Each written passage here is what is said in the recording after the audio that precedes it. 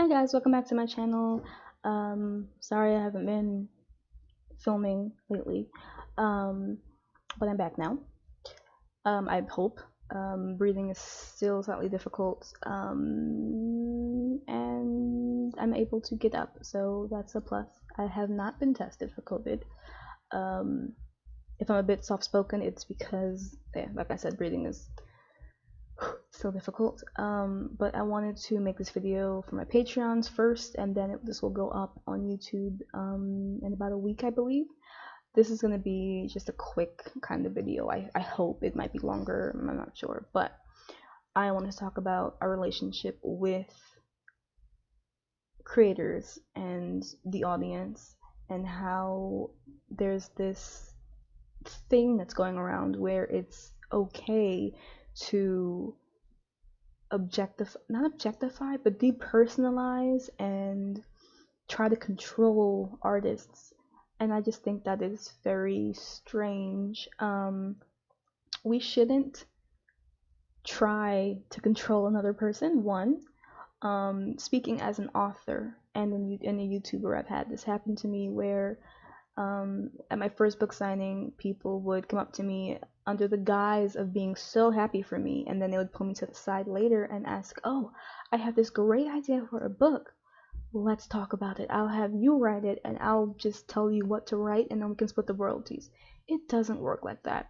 And it's also, not to mention, incredibly rude. Like, so rude. Why would you come up to someone you don't know, you've never met, and ask them if they would help you write a book when I have enough ideas on my own?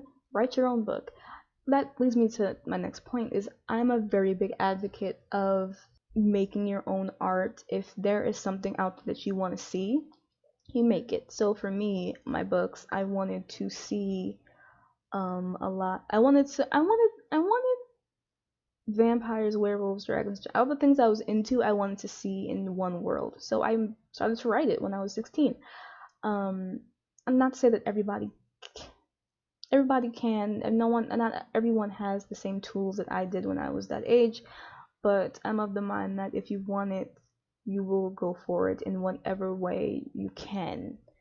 I'm not shaming anyone. I hope I'm not coming off as some bitchy person, but yeah, I just think there's enough people saying they want this, they want that, they want representation, they want to be seen in this book, in this movie. My opinion of that is, if you're looking for big companies and celebrities and influencers to give you representation, or if you're just following them because, oh, creepy black girl with red eyes, or if you're just liking their posts or keeping track of what they're doing because they're pretty or because they seem like they have what you want, but then when you actually follow them and they tweet one thing that you don't follow, and then suddenly they're canceled because you didn't do your due diligence and actually look into who the person is. You just saw a pretty face and just followed it because, oh, they're pretty and they have influence, so they must be someone.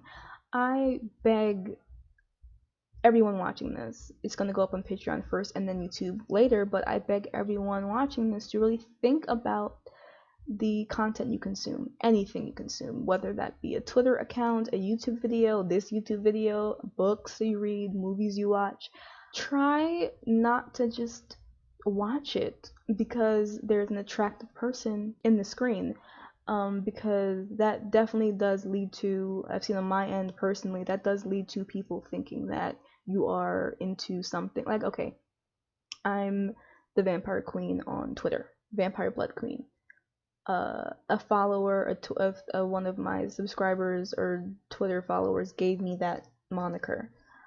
So as a joke, I put it up as my display name on Twitter. I love that people now call me Vampire Queen. I think that is really cool. It doesn't go to my head because I know I'm not any definitive source on everything vampire. That is not why I'm called Vampire Queen. I believe I'm called Vampire Queen because I write about vampires. When people see anything vampire related on the timeline, they normally tag me in it and say, "I'm thinking of you," and they enjoy like my tweets, they enjoy my books, or they enjoy my videos, which sometimes feature vampire content. Like my history of videos, my movie reviews feature some vampires, and I talk about them and I talk about why I like them and such. But if you see that and you think, oh, she must think she's the definitive source on vampire, that's not the case. And I do not, I'm gonna stress this, I don't write about vampires from an academic standpoint. All of my news or sources about them or information about vampires came from popular culture I have consumed from a young child to a young adult that I am now. So if you see my profile on Twitter and think, oh, she must be an academic, she must be like a vampire person, because no, it just my Twitter bio simply says author of the Dark World series, author of dark fantasy, vampires, and horror. My Monster Thoughts blog is on there. My fiance is on there. I never say anything more than I am an author that writes about vampires. That's it. So I get a lot of people who follow me and then unfollow because they realize shortly after that my content is not only about vampires, or they think that I am knowledgeable about every movie that's been made, or every book about vampires that's been put out, or every song. I am just a girl, a woman. I'm almost 30. I do not have this endless time to consume all of the vampire arts out there, and I don't want to, because I am steadily creating my own books, my own art, my own short stories, and I enjoy vampires as much as the next person, but I will not watch them back to back every single day in movies and in TV shows or whatever unless I'm in the mood for it. Well, I have paint on my hand from a previous video, so don't be alarmed. But yeah, so I'm just a person, an author who loves vampires, and I chose to write about them because that is what drew me. That's what drew me to writing, is vampires. So I don't look at academic journals. I don't know about every single vampire literature that's out there. I don't think I should know every vampire literature that's out there. I am just a person, and that's what it brings me back to my main point about this video, is that we need to stop assigning and assuming things about people that we do not know. And by do not know, I mean you follow them on Twitter and you think that you have a relationship with them. That's not how relationships are actually fostered or grown, unless you agree to meet this person in public in the future later on.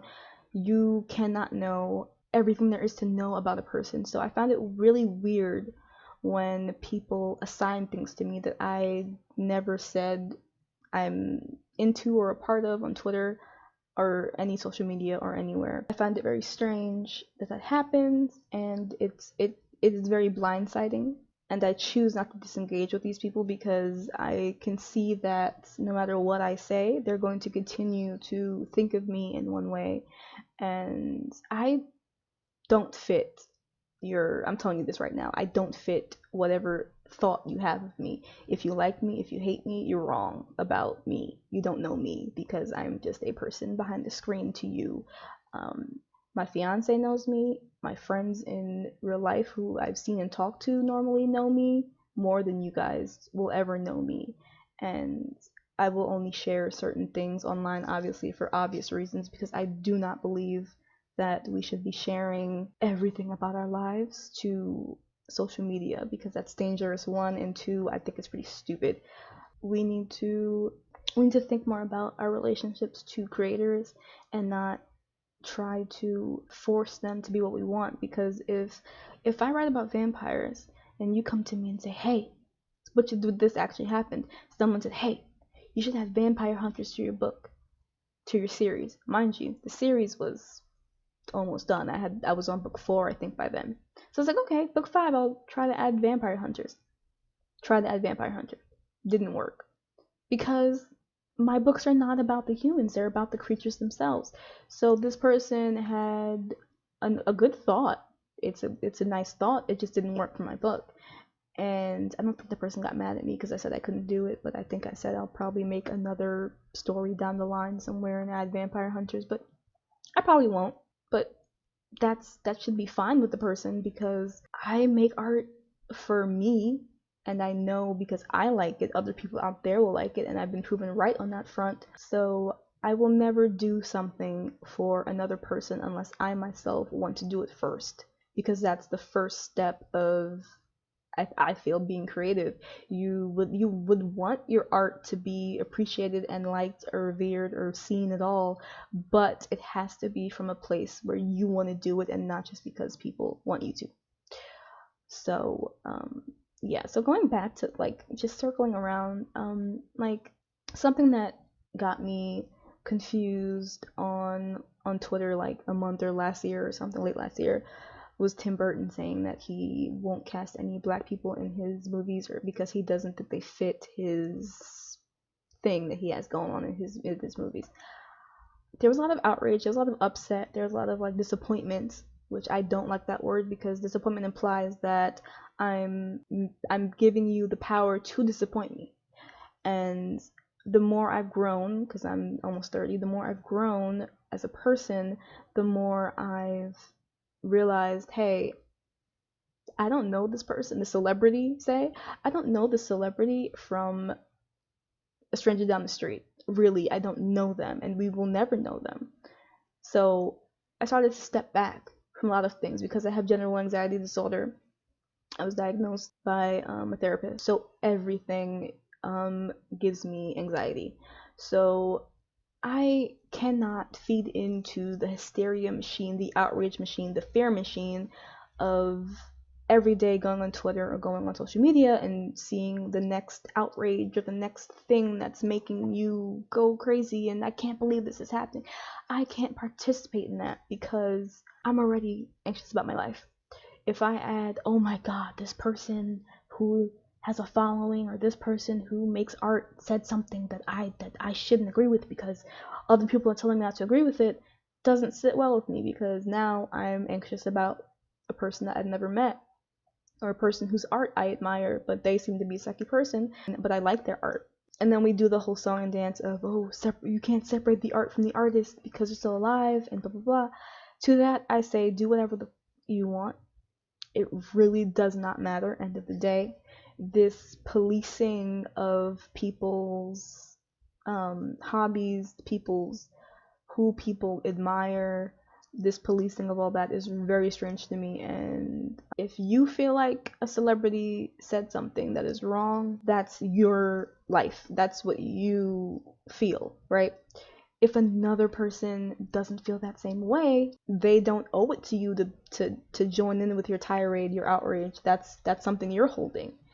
That's something I had to learn to realize for myself, was I can't hold your rage. I can't join in the rage fight, because if this isn't physically harming me, I let it go.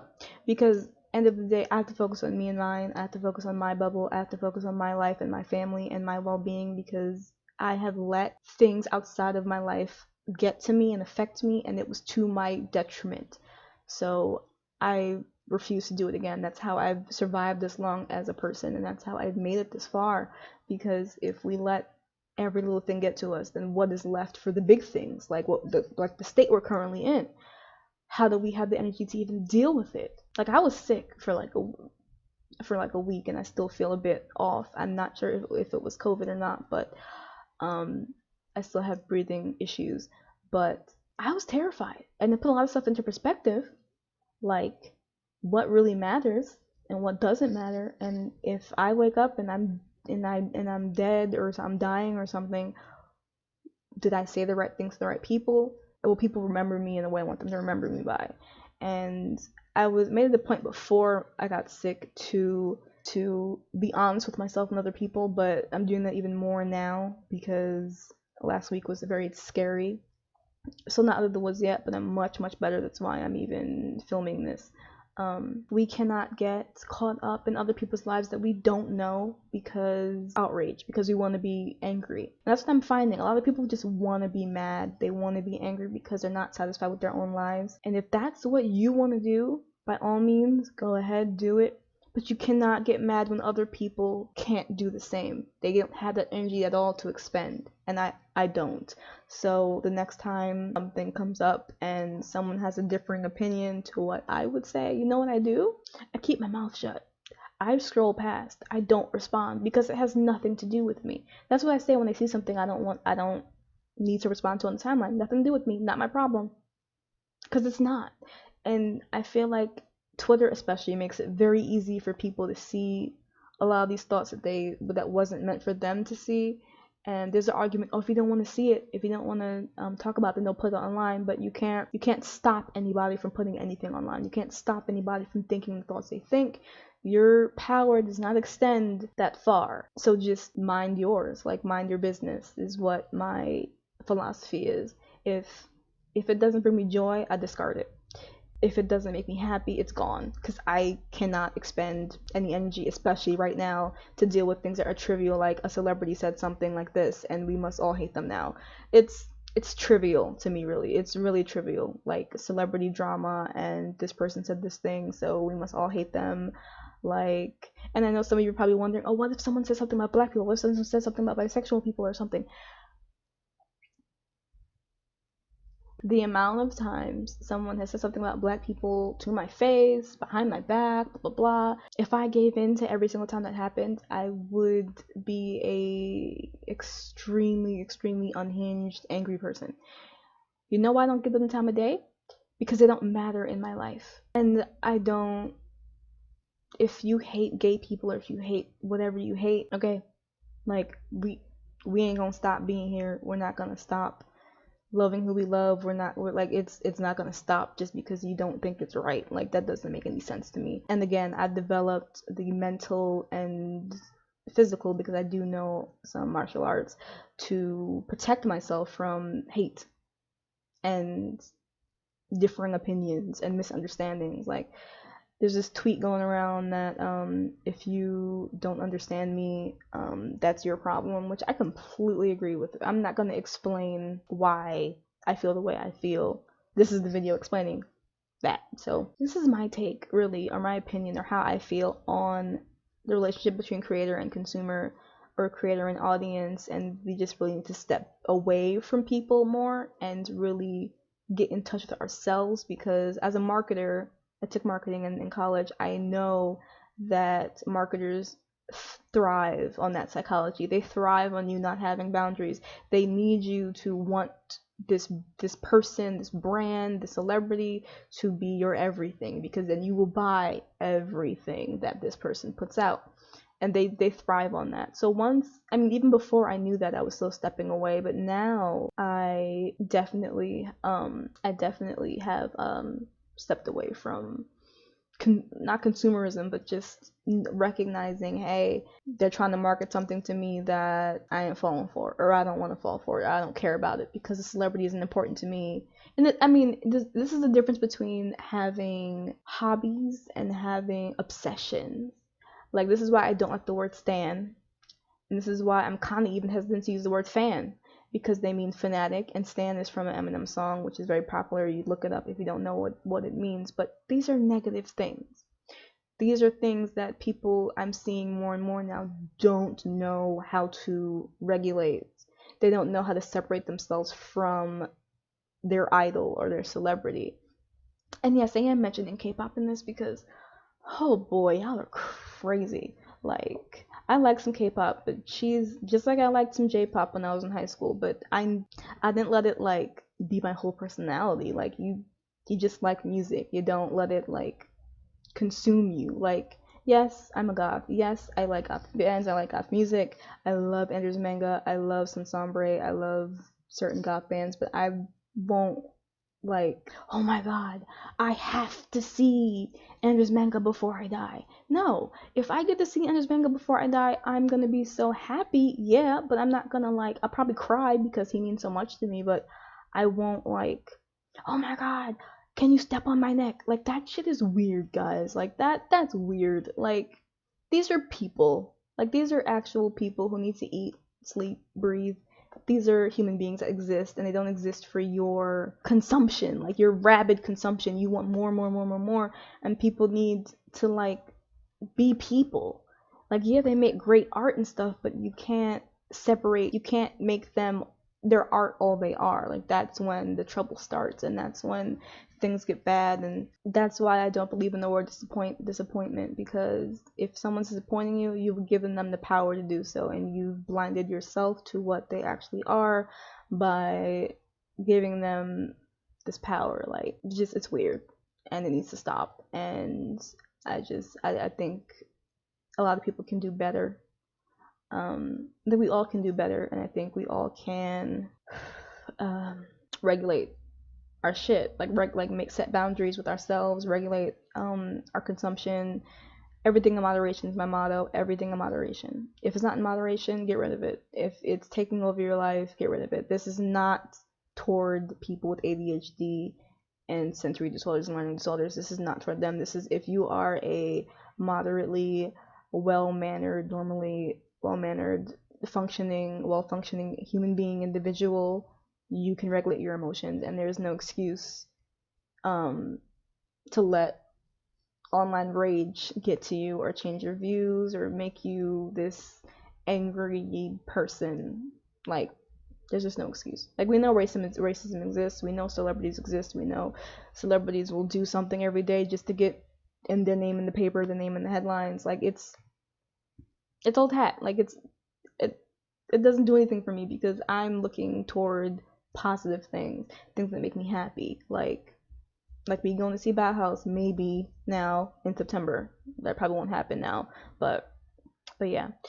This was a pretty decently long video now that I think about it, on the relationship between creator and consumer or audience, and how we need to separate ourselves from artists, because it has become really damaging to everyone all around.